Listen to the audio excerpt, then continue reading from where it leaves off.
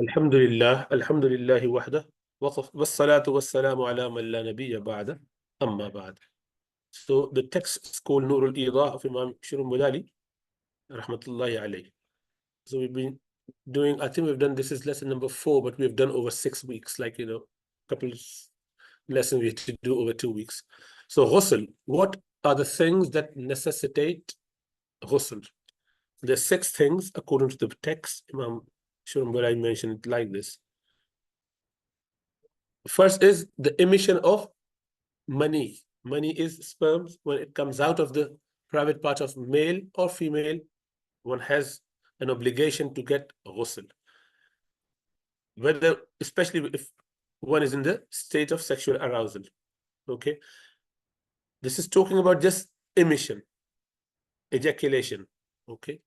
And not talking about relationship with your wife. Nocturnal emission, for example, or whichever way.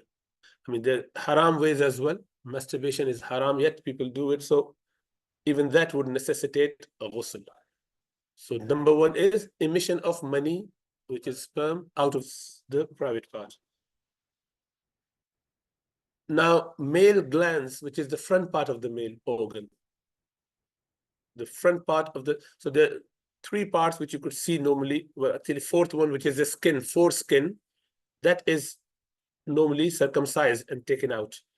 The rest of the skin is just retracted back. So the skin and the part in front of that is called head, or the glands. In a typical English word is glands. Okay, glands or head.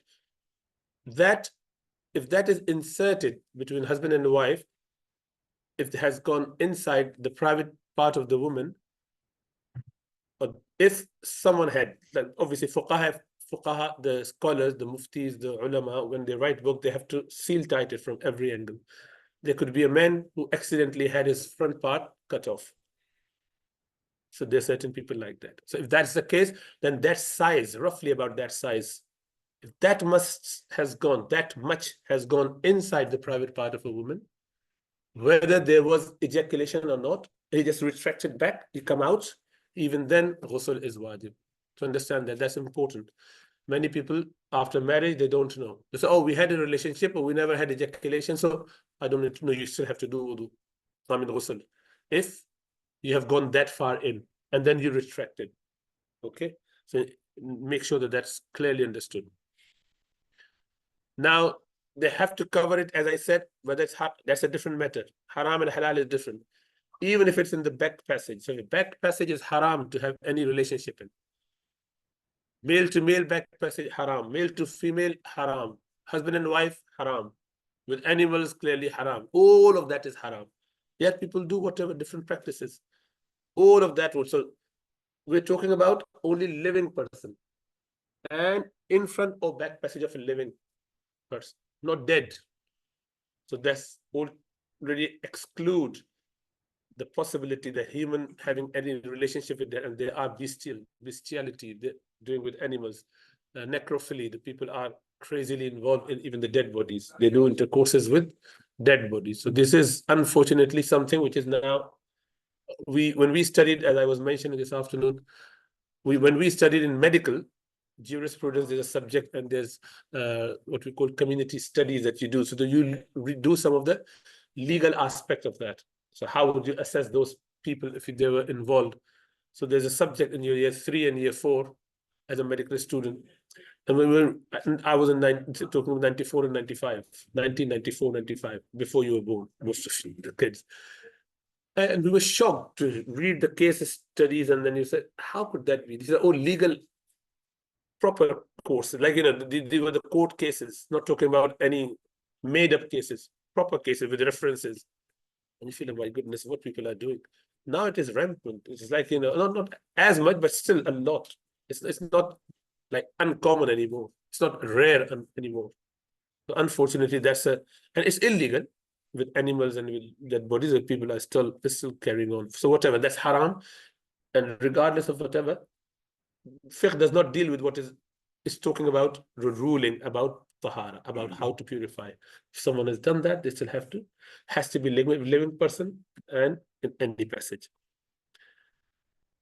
And if someone wakes up, that's another situation which I would maybe give you a rundown of what are the different possibilities. One who awakens to find a thin fluid and his organ was not erect before sleeping. So he's talking about male sleeping, and he found out he woke up and he saw some wetness, and that wetness he's not sure, is it mani, is it madhi, or is it wadi, the three liquid that come out of male private part.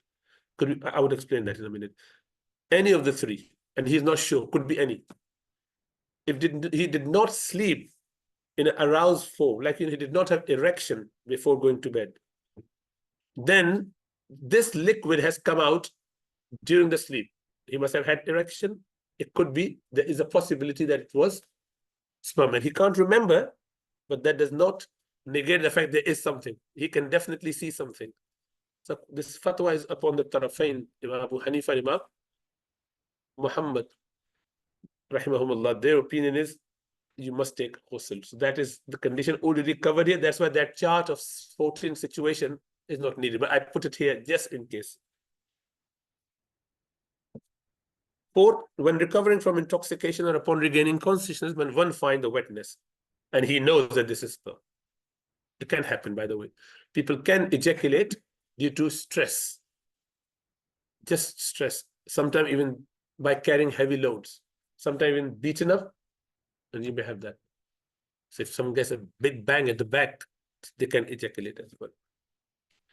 Now, the situation would be if you had it and you did not have any sexual desire with that, there was no arousal, it does not make you defiled. You don't have to do ghusl with that. But that's not the situation here. Here is, it happened, you found yourself after waking up. You don't know whether you had that desire or arousal or not, because you were intoxicated, God forbid. Obviously, it's haram to be intoxicated unless there's a medical reason that you've been taking some medicine, you were anesthetized for the operation. So that's a different situation. But it happened to be drugs or alcohol or whatever.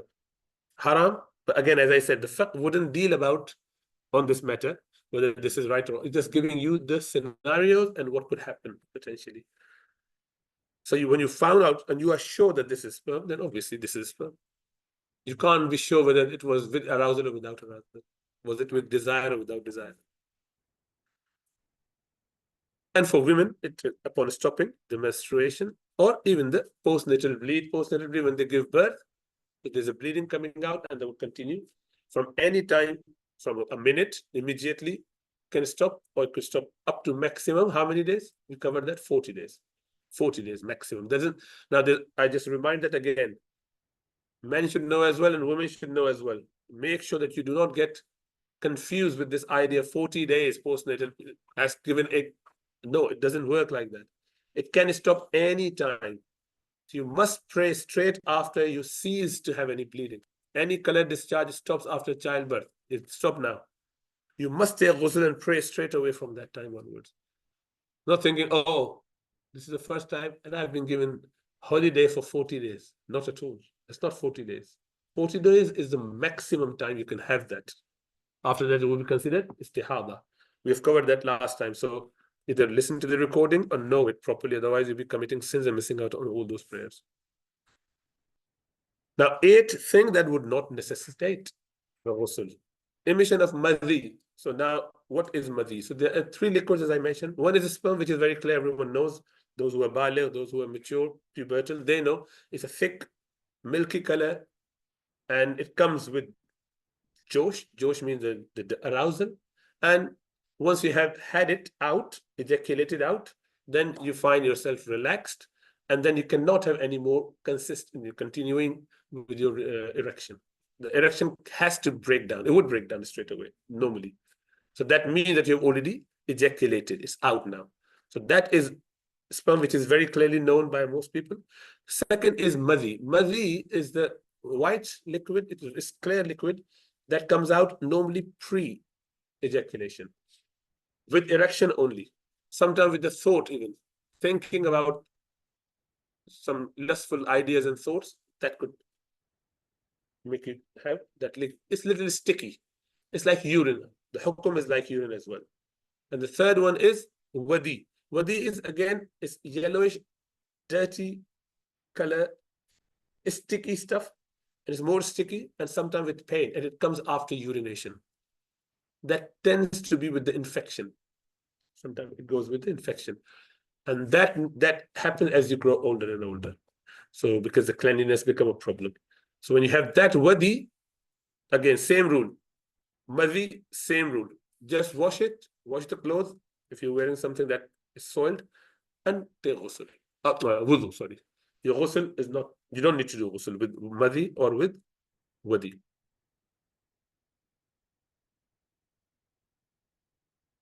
And you had a dream, you felt in your dream that you ejaculated. You had the wet dream or nocturnal emission or ihtilam, we call it.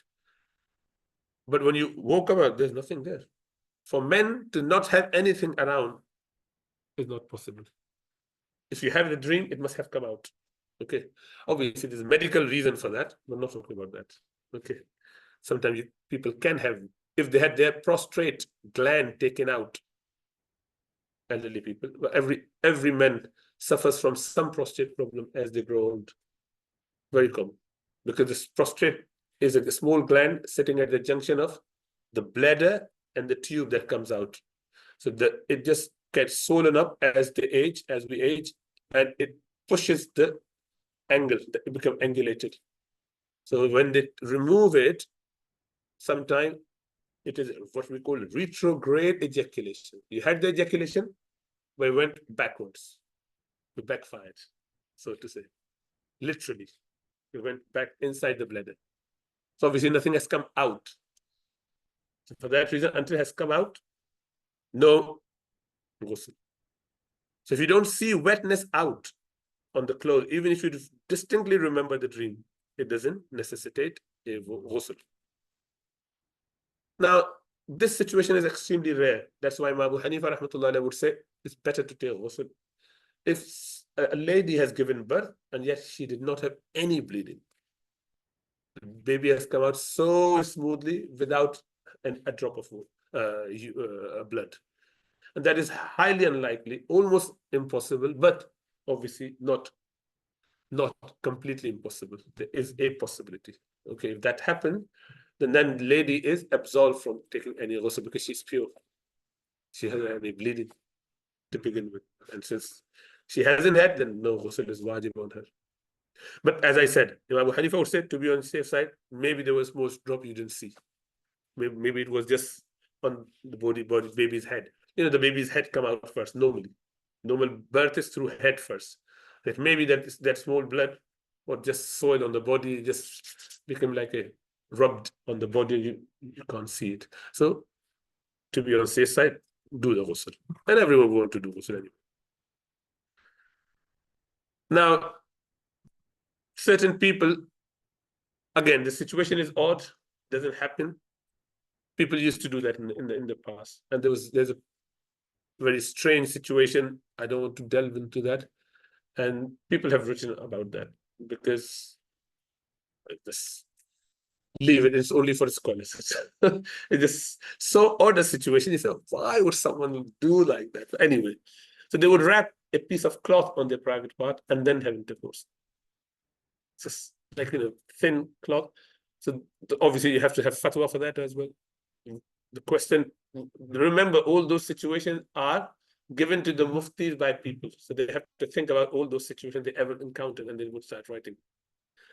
So they say, okay, if someone has done it, then what would be the situation? So if you feel the warmth of a woman's body inside, then you had the full pleasure with that action. Ghusl is wajib. If not, it's not wajib. Means if the covering is thick enough that you could not feel anything of the woman's body from inside, you mean, the warmth, the wetness, the slipperiness, then now it is perhaps more practical in the modern time with regards to not cloth, but condom. Use a lot. But you would have the sensation. It does not take you away from that feeling. So obviously, that would still necessitate a ghusl. Here it wouldn't, if that was the situation. and putting a medicine through the back passage. So you to put the, what we call enema, for example. Enema is when someone is constipated for a long, long time and you've given some medicines, some laxatives from top, from bottom, nothing is working, you give them enema. It's like you squirt it in from the back passage. It goes beyond that obstruction of the solid food which is sitting there. Why you get that constipation? Because when the food particle come, digest everything, the water continues to be absorbed and it comes out to be from the very liquidy to semi-solid to very thicky, and it comes down there very solid. If it stays there, the longer it stays, every drop of water is being sucked out of it. It's a solid, like a rock. So what we, well, I guess, had two patients sitting next to each other in my ward just last week, and both were, no, I'm not feeling, doctor. Well, so, okay, when was the last? Because everything is looking absolutely right. Why are you not feeling well? I said, when was the last time you opened your bowel? 3 days ago, 5 days ago. Okay. Anywhere for both of them. By the time I finished the ward run, they both had, we feel lovely, all out. It happens. So what happens? You just squirt it in, it goes back behind this obstruction and gets everything down. Just make it liquid again. So see what we have to go through as a doctor. And putting up any object other than the male organ, then it does not necessitate a ghusl. Not that it's okay, it's haram, it's bad, shouldn't be doing, dislike anything other than obviously your husband's relationship is not permissible. But if one has done that, then it does not necessitate a ghusl.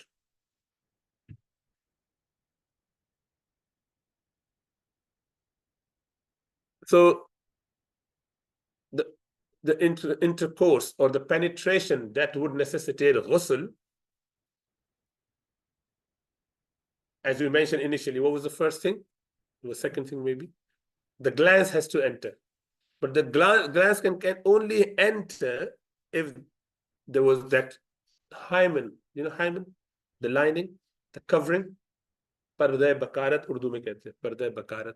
So the virgin women, they have on their vagina a covering with this very small central hole. And when the first time you ever have the intercourse, you break it. The first time. Sometimes it is already broken. Yeah, important point. Sayyidah Aisha radhiyallahu ta'ala anha, someone came and said, asking behind the curtain, oh mother, what do? I found my wife. I just had nikah and I found her. She already had this barrier broken, implying that maybe she was involved in some sexual relationship with someone else. I was told that she was virgin, meaning, what do? So Sayyidah said, and that's the practice, even medicine say it. So, no. Are you silly? It gets broken by even jumping up and down. The girls, when they play up and down here and there, it just gets ruptured. So no, don't worry about that. Off you go, out. Don't think about that. I mean, don't suspect anyone based on that. Okay, so remember that. It doesn't have to be intact. Okay. Anyway, so if obviously if it is intact and you didn't break it and there was no ejaculation, to no ghusl, because you cannot have gone in to the glands. Okay. Ghusl is not fard upon a woman who during postnatal bleeding experiences a wet dream. I mean, because she's already defiled, she would only do that after she's stopped bleeding from the childbirth, nifas. So there's no point her taking any ghusl. It's not wajib on her, so to say. A single purificatory bath will suffice for both the wet dream and the postnatal bleeding upon the termination of the bleeding. That's very clear and self-explanatory. So I just put those situations, but it's all clear. So if you recall upon waking up that you had a wet dream, or you do not recall that you had a wet dream, there's 7 situations here, 7 situations there. If you know that is definitely sperm, money, ghusl must, obviously, you definitely know there's madhi, ghusl is still must. Okay? Because you remember wet dream, and you have got a liquid, and you're sure that this is madhi.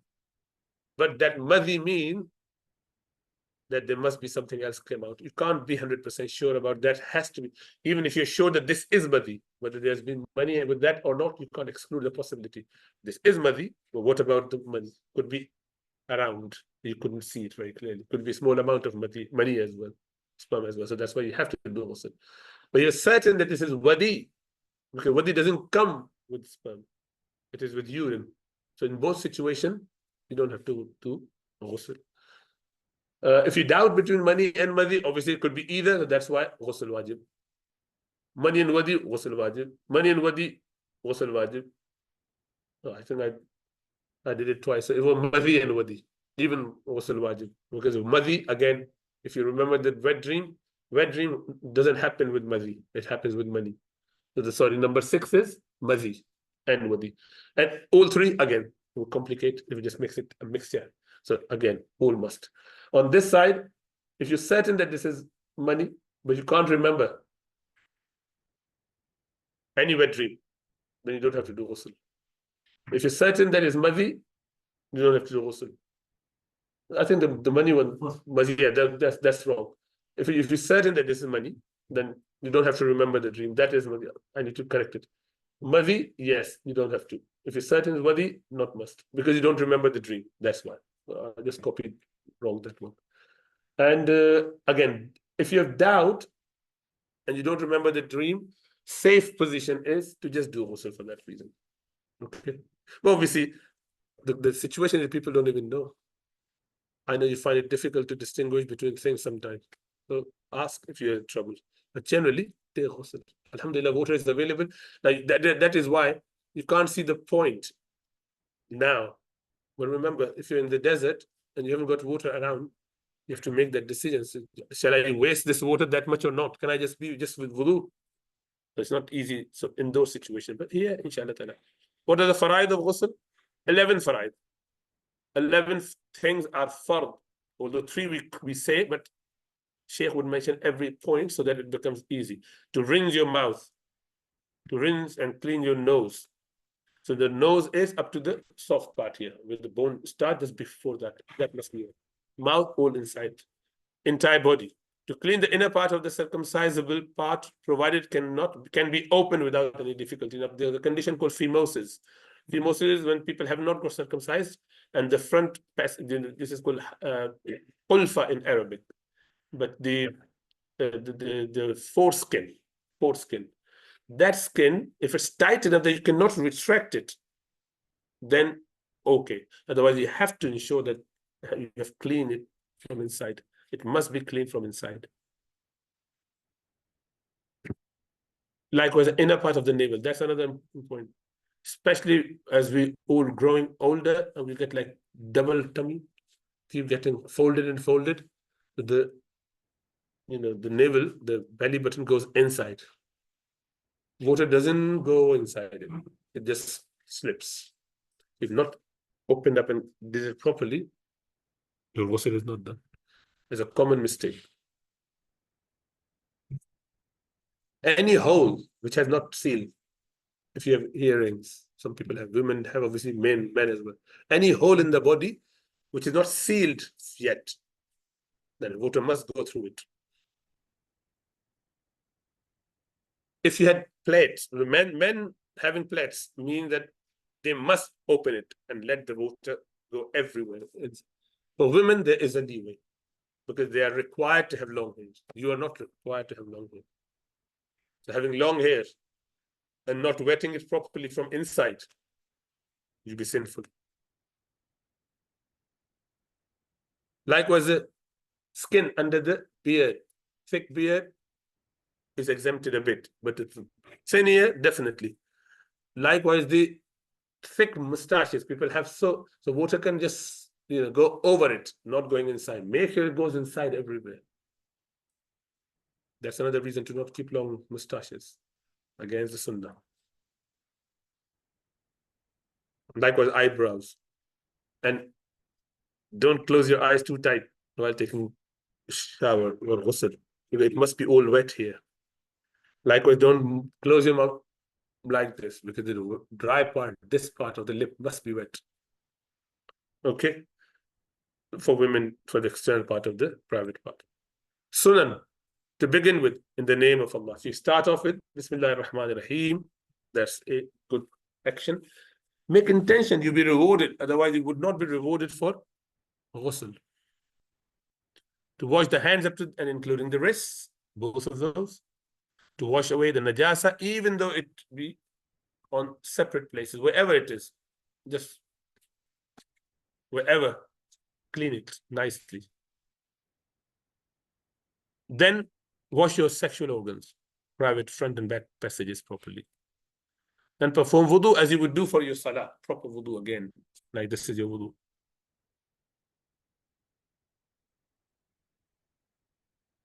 Okay. And then delay the washing of the feet. And that was in those days when water would gather at the place where you're taking shower.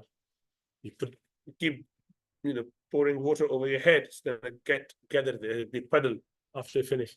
So the najasa would be falling in that.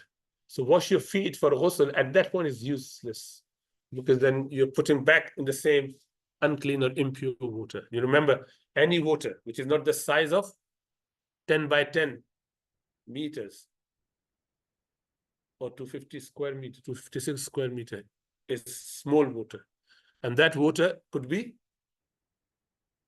impurified or could be defiled, could become impure by even a drop of filth, a drop of water, a drop of blood, a drop of any small drop of urine.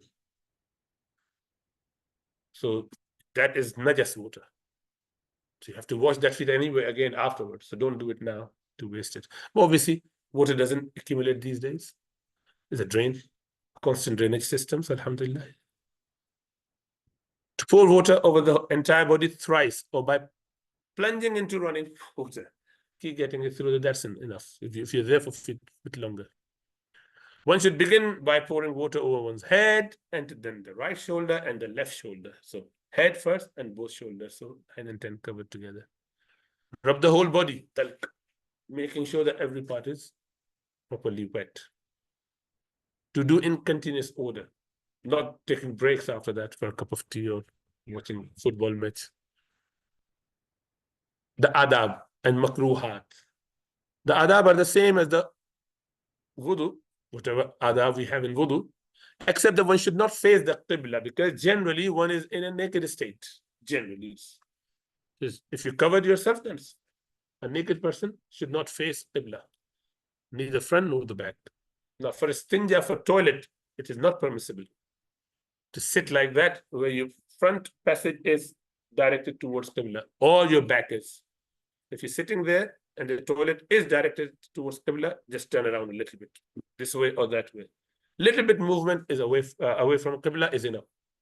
But if you direct it towards it, that's in Hanafi school, it is sinful both ways. Front, back, both must be away from qibla. Whether you're inside the house, outside, in the open, wherever you are. Haram, outside of haram, everywhere. There's difference of opinion. Some imams would hold only for outside, some for only inside, some for in haram, some for both. And that suggests that it's better to be not in the state of nakedness while taking shower. Although the main reason for not being naked while you're taking shower is the door is open normally. Anyone can walk in, unless you continuously sing.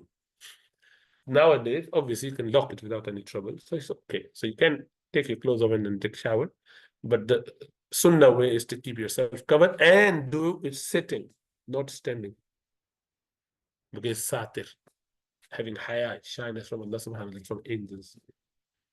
From jinn, the khabith jinn, Allahumma inni a'udhu bika min al-khubuthi wal-khaba'ith. Oh Allah, I seek refuge from the khabith, which is filthy jinn, male and females. They sit there, observe you. So don't let them have fun and smile at you. They might take selfie with you. So cover yourself, because before it's too late. And who knows where those selfies are going up on the air. And that which is makruh in wudu is makruh in ghusl as well. And 4 occasions where ghusl is sunnah: for Jum'ah, for Eid prayers, for wearing ihram, for Umrah or Hajj, and after Zawal in the Arafah on the 9th of Dhul Hijjah on that day. If you could do that, alhamdulillah. 16 occasions when it is mustahab, if someone becomes Muslim, when they're not sexually defiled. If they were already, then they have, it's wajib, they have to take ghusl. If they were clean and nice, that's fine. But it's still mustahab. If someone becomes pubertal, even if they were clean before that, but they just became pubertal, it's good to just take a ghusl, just by being pubertal, with the age, obviously. Because if you become pubertal through wet dream, then you have to take it as far for anyway for that reason. Or menses for women. We're talking about age. So remember, maturity comes with the age. Islamic calendar, 14 years and 9 months. If you're 14 years and 9 months, you are pubertal. Okay, for men. Women is 12 years something. How many? 12 years plus 7 months or something like that. Upon regaining one's sanity, like, you had operation and you came out of the operation, general anesthesia. Or someone was drunk, God forbid, and yes. After cupping, hijama, you don't have to take ghusl. You have to take wudu though, because the bloodletting would render your wudu null and void. But doing ghusl, mustahab, why not? After bathing the dead bodies, you wash the dead body to do ghusl yourself. Not fard, not wajib, but mustahab. From the night of immunity, Laylatul Bara'ah, on that night. For that night, if you did it, so that you can continue with your ibadah, good, inshallah ta'ala. Laylatul Qadr, obviously even more so. When you enter Medina, have ghusl, enter with ghusl. For the morning stay in Muzdalifah on that night of Arafah, staying up. Upon entering Makkah for the Tawaf al-Ziyarah. For eclipse of sun, moon, and seeking rain prayer, all these 3 prayers. Solar eclipse, lunar eclipse, and rain prayer. Salatul Istisqa. Okay. What are the eclipses? Khusuf and Kusuf. Okay. Khusuf and Kusuf and Salatul Istisqa. And then for the prayer of fear, Salatul Khawf. And for the darkness, due to, day or a strong wind, whatever, if there was a problem. It is also mustahab to perform ghusl for one returning from a journey or one wanting to repent, tawbah, one about to be killed because he's been given death sentence and the enemy is about to kill him for whatever reason, in jihad, in wherever they are. Then upon recovery from irregular, this is not fard, it is just recommended. So she had that abnormal discharge, medical reasons. It's called istihada. Then when she stopped doing it, taking ghusl is mustahab. And for the one who has najasa upon his body but is unsure exactly where it is, he doesn't know where it is.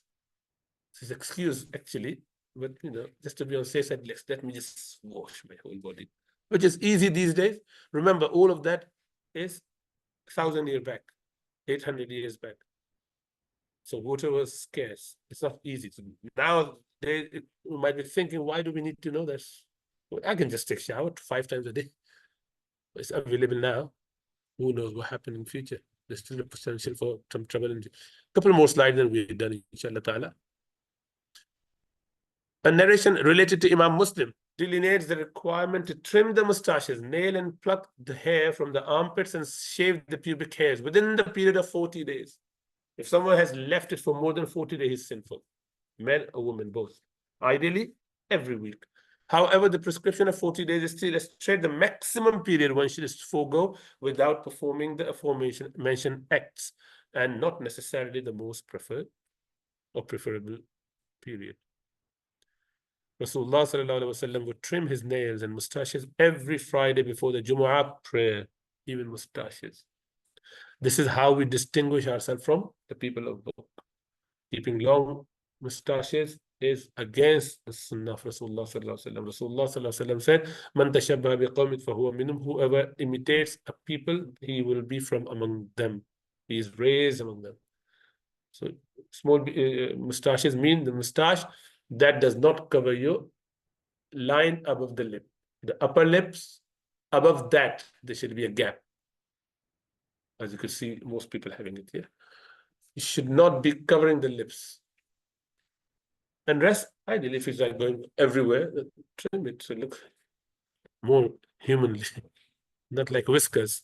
It must be borne in mind that the purpose of shaving is to remove any hair that may impede one from attaining thorough cleanliness. Therefore, no minimum period can be appointed, given that the rates as to which hair grow differ from person to person. The minimum, don't know. Rasulullah required it once a week. You may require it 3 times a week. Who knows? If you like a proper beard like men, people are like that. Let's get within a day. So yes, you should know. So ideally weekly, if not fortnightly. Don't leave it for 40 days. Because you're just at the verge of committing sin. Because some people, if the other limit the scholars have come up with, is if it is bigger than the size of a hair, the rice grain, a grain of rice, roughly this much. So if it's longer than that, uncooked rice grain. Don't cook it to make it, took the one from, proper, what you call which chawal? Basmati rice, longest one. No. Don't take that one. The recommended method would be that one shave before the hair grows so long that they become an obstacle in attaining cleanliness, provided this is performed within the period of 40 days. To exceed 40 days is makruh. When you shave the hair directly around or on the male organ, around whatever hair they are, testicles as well, female organ, and that which is around the rear passage. You don't have to do mubalagha to cut stuff, but as much as you could. In the modern time, it's easy. You can use creams for the back passage because then it's just easily done, but it's okay. And that's it. Quick. Any question? Online participant can put in writing if they have any question, inshallah ta'ala. Yes, go on. Farmayi. Let's suppose muzzy, like those muzzy you feel if you don't know about the clothes. Like, what about the clothes? Like, we need to change it or not? So the muzzy, you have to just wash it. If you found on the cloth, just wash it. If you find muzzy on the cloth or wadi on the cloth, just wash it. You don't have to change the cloth. Likewise, money. If you find sperm on the cloth, that much, if you just wash, that's the rest is fine. But obviously, now that we have got access to the washing machine, it's easily done, you just throw there. As I said, the best way, in the last lesson we discussed that, is to wash the sperms off the cloth, mazi of the cloth, because they are impurities and they can get mixed with the other clothing in the washing machine. Now, the preferred opinion is there is enough water to rinse it so many times and wring it as well, so there's no impurity left. It's fine. But to be on the safe side, as some scholars would say, it can soil and spoil that water. So just clean it properly so that it doesn't have any doubt, inshallah ta'ala. Once you wake up, we have erection, but nothing comes out. No problem. No problem. Just that's a normal erection. When someone wakes up, they would normally have erection, and that's due to the sleep cycle. Because when you have your REM and rapid eye movement and non-rapid eye movement, and there's a blessing in that. SubhanAllah. Allah subhanahu wa ta'ala paralyzes us when we are sleeping. We get completely paralyzed with our muscles. We can't move our limbs at all while you're having ejaculation. Because that is the most vulnerable time. Men can do anything. You can just be standing up and throwing hands here and there. You can harm yourself. You get completely relaxed, paralyzed actually. Isn't that amazing? How Allah subhanahu wa ta'ala protects us. It just reminds me this amazing thing. You sneeze. The problem with the sneezing is you generate, some people generate, the uncle who just sneezed before we started the lesson, so powerful sometimes that if you do not, be careful, you can actually cause your body parts to be thrown out. The way it just spreads out. What happened? How do you sneeze? You just take a deep breath in to the maximum like this, and then you burst it out. So it depends. The sound comes because of your vocal cords are not in control of you at that point. You don't control it. But it just blasts everything out from your throat, from your airway passages, from your nostrils. What no one can do ever is to keep their eyes open at that time. Isn't that amazing? Allah kept the eyes always like this. That is why if you're driving and you had this, my goodness, you feel like, my goodness, I can't see. Out, because then you can't see for that moment. Could be a few seconds. While you blast it out because you can't keep the eyes open. If you did, it's a possibility you may just get your eyes bulging out, thrown off. So and that happen. That can happen. At times when we do ghusl, like in a tub, water is going a bit slow, and there is some water like in the tub over there. So what about that water? So that is impure. The minute if you have any impurity on your body, if you're sexually defiled and you had impurity on your body and you jumped in that tub which is full of water, they've already soiled it. It's all gone. But if you're taking noble ghusl without any impurity, that's fine. That is impure. Taking ghusl, like you're trying water. Water is going out a bit slow at times. Doesn't matter because that's not impure water. Tap water is not impure. It is my mustamal at the most because you haven't got any impurity on your body. Then it doesn't become impure. It becomes my mustamal. So it does not impurify you, but the water cannot be used for ghusl. Mean that, so if the water remains stagnant for a bit longer and you suspect that perhaps it has taken longer, then come out and wash your feet only. The rest of the body is clean, but the feet, if you wanted to pray after that, make sure that you just wash your feet so as to be on the safe side. One of the slides you mentioned about when the husband and wife, they're intimate, and then if the husband's organ penetrates enough, then necessitates the ghusl, even though they know ejaculation is not coming. I just want to clarify because I read somewhere that even just touching without a parda, that also necessitates. No, touching does not. No, the two organs touching each other without a parda, that doesn't. There's a hadith. إذا التقى الختانان is the words to the effect. When the khatana places, in the private part, connects, meets, it necessitates the ghusl. So Sayyidah Aisha has, again, she confirmed it. It doesn't mean just touching, it means that much. And so that's where we got it from. A certain other Imam would have different opinion, but that is their opinion. Our opinion, Hanafi opinion is that it must have gone that much in. Okay. Also, if you just touched and ejaculated, so it's because of ejaculation, not because of touching. Touching itself doesn't cause trouble. But touching is haram when they're having periods, though. If they're on their period, you can benefit from them in whichever way, provided two things. Two things are haram, which is always haram. To have intercourse in the front or in the back passage, which is always haram, back passage. Okay, and people do that. Unfortunately, it's a quite common disease now, and it's haram. Make sure that women should never allow the husband to do it. Complain about that to the qadi, and qadi will flog that man. By the way, that's a punishment for that. And men shouldn't be demanding that's haram.